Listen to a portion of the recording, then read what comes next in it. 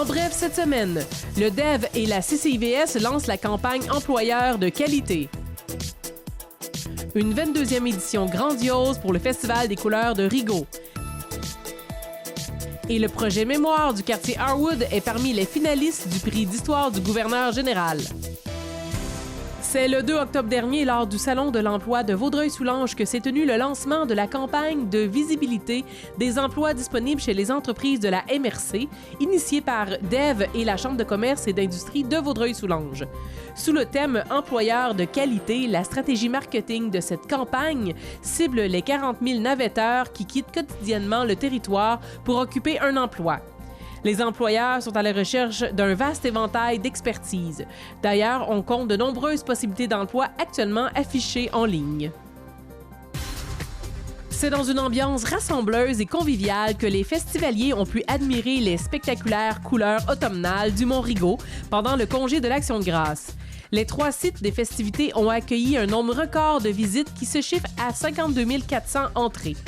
Le conseil d'administration de la Corporation du Festival des couleurs de Rigaud est heureux d'avoir pu compter sur d'importants partenaires qui ont rendu cette 22e édition la plus grandiose jamais réalisée. La Société d'Histoire Canada est fière d'annoncer que le Centre d'archives de Vaudreuil-Soulanges a été sélectionné parmi les finalistes 2019 du prix d'histoire du gouverneur général pour l'excellence des programmes communautaires pour le projet Mémoire du quartier Harwood.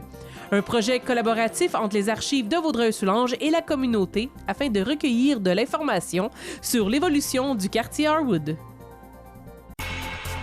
Le 10 octobre dernier, lors de l'Assemblée générale de l'UPA de la Montérégie, la Fédération des municipalités du Québec et l'Union des producteurs agricoles, les agricultrices et les agriculteurs de la Montérégie ont adopté en forte majorité une résolution visant à déployer des moyens de pression pour freiner le transfert fiscal du secteur résidentiel vers le secteur agricole.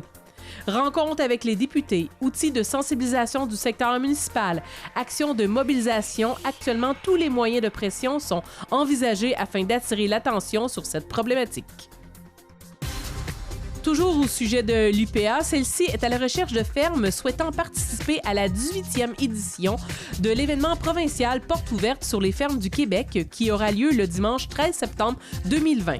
L'événement Porte ouverte sur les fermes du Québec est un succès retentissant en Montérégie, autant pour les agriculteurs des fermes participantes qui ont l'opportunité de partager leur passion et leur savoir-faire avec la population que pour les nombreux visiteurs curieux et intéressés de vivre une expérience unique et festive à la ferme.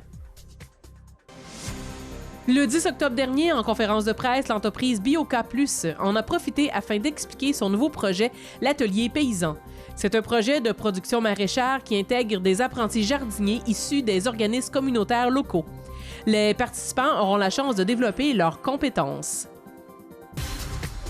C'est avec le slogan « Pour un soir ou plus si affinité » qu'est lancée la période de recrutement de bénévoles pour la prochaine campagne de l'Opération Nez Rouge. L'année dernière, 813 raccompagnements ont été réalisés, et ce grâce à l'implication de plus de 300 bénévoles. La centrale de Vaudreuil-Dorion, gérée par le Centre d'action bénévole actuel, vous invite à donner votre nom dès maintenant. Dans le cadre de la Journée internationale pour l'élimination de la pauvreté, le 17 octobre dernier, le Centre d'action bénévole actuel sonnait l'alarme sur le manque de logements sociaux et abordables ainsi que sur la grande proportion d'aînés vivant sous le seuil de la pauvreté. Depuis l'adoption de la loi sur la réduction de la pauvreté en juin 2019, une stratégie nationale a été mise en place afin d'atteindre les cibles de réduction qui sont de 20 % d'ici 2020 et de 50 % d'ici 2030. L'actuel accueille positivement cette volonté du Canada, mais attend de sentir des résultats concrets rapidement. C'est le 16 novembre dernier à la salle Paul-Émile Moloch que s'est tenu le spectacle bénéfice donné par Yvan Penneau, finaliste à La Voix 2016. Tous les profits de la soirée serviront à la mise en place de contextes d'apprentissage et d'activités d'inclusion pour les élèves atteints de déficience intellectuelle moyenne du groupe 57 de l'école secondaire de la Cité des Jeunes. Le 11 octobre dernier, le jeune pianiste Gabriel Thibault a charmé son public lors d'une soirée jazz à la maison Félix Leclerc.